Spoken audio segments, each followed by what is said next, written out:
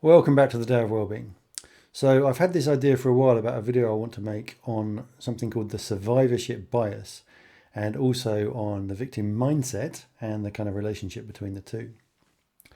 So it's an interesting one because victim mindset, okay, so there's a lot of motivational coaching, blogs, YouTube stuff, content out there about how the victim mindset kind of ruins our lives and how basically any problem that you have can be surmounted. And if we dwell on our kind of powerlessness and act like victims, then we're doing ourselves no favours. And of course, there's a lot of sense and a lot of wisdom in that. However, I think in some ways there can be a bit of a divide between when you get into this topic of wellness and well-being and kind of health on all levels, mental, physical, spiritual, etc. There can be a bit of a divide between what I perceive to be a slightly more superficial approach and a kind of deeper, more kind of holistic, integrative approach. And it's quite easy to blame the victim mindset. And I suppose, I like a lot of these things, I think there's a spectrum, right? There's kind of like, both ends. And then the truth is probably somewhere in the middle, okay? And of course, with the victim mindset of, you can change your outlook on life. You can change the way that you interpret reality. You can change your habits, and you can definitely make the very best of the kind of hand that life has dealt you, if you like. And that's great. It's wonderful. However, there's also the survivorship bias. And one kind of very graphic illustration of this is there's an exercise where they have people starting in a row. Well, I think it's on a football pitch. I saw this. And then you take a step forward if you're white. You take a step forward if you're male. You take a step forward. If you've eaten 3 square meals today or yesterday, you take a step forward if you're, if you're not in debt. Whatever. There's all these kind of different, circumstances that you may be, subject to.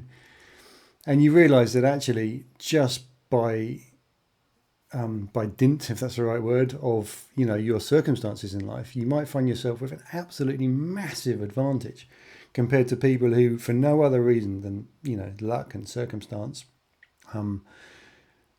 have very little compared to that. Have much bigger struggles on kind of basic levels that people who are up front maybe don't even understand, and therefore maybe there's not a lot of empathy or compassion for it because it's simply the distance is so great between them. And this is what I'm a little bit worried about. So it kind of plays out in politics and in terms of social inequality and privilege and all this kind of stuff. And I think there's always a spectrum. Like I said earlier, there's probably not like one truth about this, but particularly in terms of health and well-being, one of the dangers is that if we believe that everything is down to our mindset, then if we believe that of others, then we're likely to judge them and to say, well, the reason that you're struggling so much is because you haven't got the right attitude towards life. If you just thought more positively. And it's like, it can be a really horrible, a horrible obstacle, excuse, if you like, for not having compassion and understanding. And there's lots of reasons why we might do that, to kind of protect ourselves because other people's suffering is uncomfortable for us. Sometimes because of helplessness and sometimes because it reminds us of our own suffering. So that's one, everything on a victim mindset. Not very helpful. But to be on the receiving end of that, it's like, well, what works for one person isn't guaranteed to work for another person, right? And this is a fundamental mistake that people make in thinking in general, but, to a large degree, often in kind of thinking about healthcare and what has helped them and what hasn't helped them. Because, of course, you can take some supplement, some herbal supplement, right? And you can feel better. And you say, well, the herbal supplement made me feel better. But you don't know, do you? Because if you think about it, you may have been going to get better anyway, and the herbal supplement may have just been, incidental. You might not have had a causal relationship. So, there's that issue about what actually worked and what didn't. And then, what worked for one person may not work for another. So if one person tries something, they're like, well, I had this diet and I'm so much better. And, the reason that you're still is because you haven't tried this diet. It's like, it's going to make you pretty complacent and it's going to make you pretty uncompassionate towards the plight of others. And then if you're someone who's in a difficult situation with an illness, or, you know, whether it's like mental health, physical health, whatever, you know, also with life circumstances, but this channel is more about, you know, health on all levels, then how's that going to land? You know, you're kind of reading all this stuff about, like, for instance, long COVID is a really big one these days, right? So people are saying I cured myself from long COVID, and a big part of it was my, you know, my attitude, and I had to change my way of thinking before I got better. Maybe they were going to get better anyway, and they changed their way of thinking, and it was great that they got better, but the change in the way of thinking may not have actually been as kind of essential or as fundamental to the healing as is imagined, you know. And with all sorts of chronic illnesses, you're getting these messages. It's like, I did this and it worked for me, and, you know, I changed my mindset, and I didn't play the victim anymore. And it's like, I'm hoping you can see where I'm going with this. It's like, it can be pretty horrible to be on the receiving end of being blamed for your illness, basically, on some level. And the fact that you're not coping wonderfully for it, it's because your thoughts are wrong, you're not positive, you're not optimistic, you know. Pretty horrible. And you may then compare yourself against all these people who are getting better and, you know, having these wonderful healing journeys and that. And you may just feel a lot worse because you may not be in a situation where you're getting better. And it may not, and it probably isn't, it may not be, I don't know, I'll talk about this in a minute about what we can do. You know, the result of negligence on your part, or kind of, you know, being unskillful or bad choices and that kind of stuff. It could just be that that's what your illness is doing, and it's fucking horrendous, you know, and just, I'm sorry, you know, I'm so sorry you're going through that. And I believe that you're doing everything you can to help yourself. However, then, you know, the kind of other side of it is there may be some stones left unturned.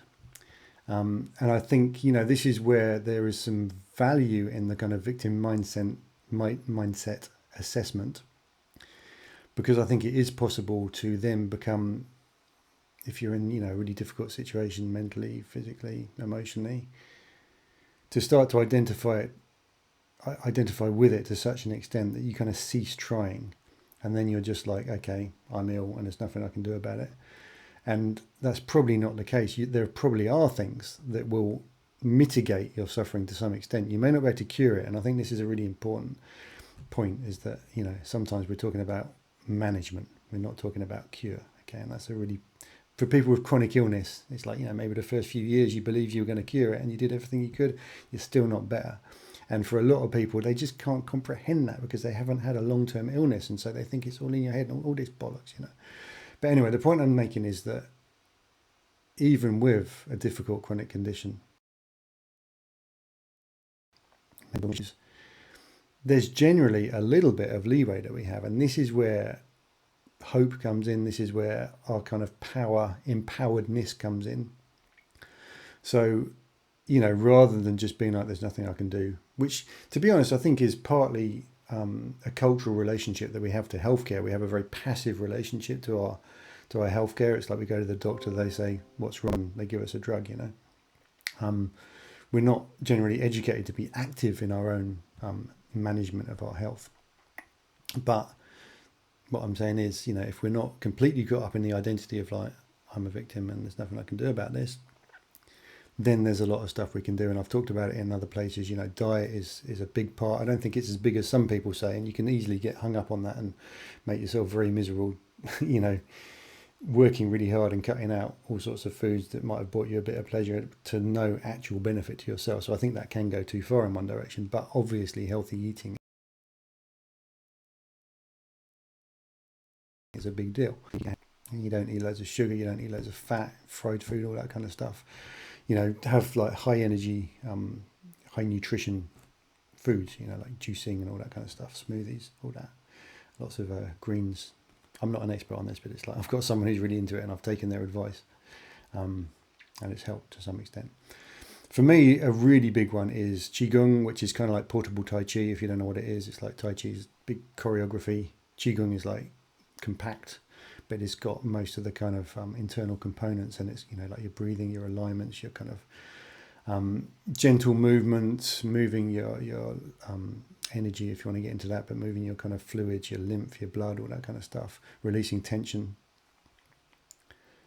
Sorry, something's going on with my computer here. I think I'm back. So yeah, Qigong, massive. And then going out into nature when you can, going and being around trees, finding places that really nourish you spiritually. Yeah, nature is just such a healer. And then obviously, your support network, your mental and emotional health, counselling, talking therapy, all that kind of stuff. There's so much you can do.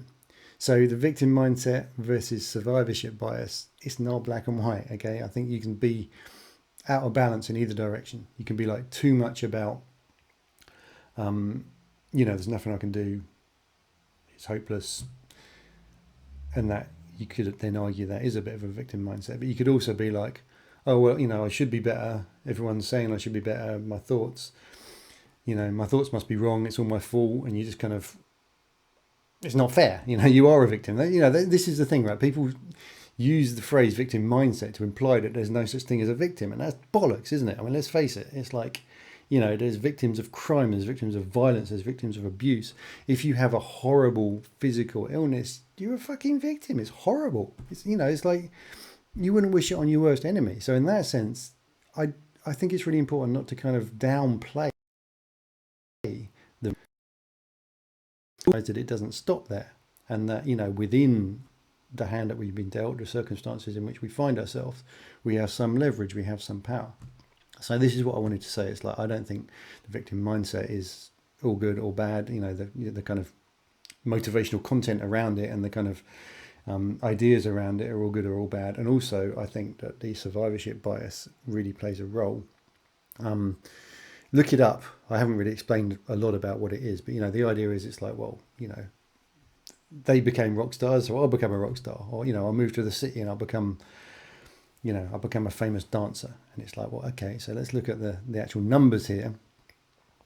You may, you don't want to kind of like piss on people's parade, but at the same time, if you want to make a rational choice and do some kind of risk assessment and risk management, it's like, well, look at the bloody numbers. It's like, commitment is important, but it's not everything. A lot of it is down to luck. And so the people that made it and then look back and say, hey, we made it, you can make it, maybe not doing you, not being entirely accurate, and maybe doing you a disservice. And of course that applies to politics, and it cuts both ways. It's like, yeah, obviously, some people find themselves in terrible situations. However, within those terrible situations, there's a lot that you can do. And there's this middle way, okay? I often talk about the middle way. So survivorship bias, victim mindset.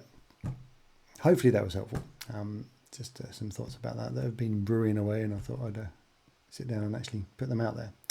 Okay, thanks for watching. Please like and subscribe if you like this material, and I'll see you in the next video.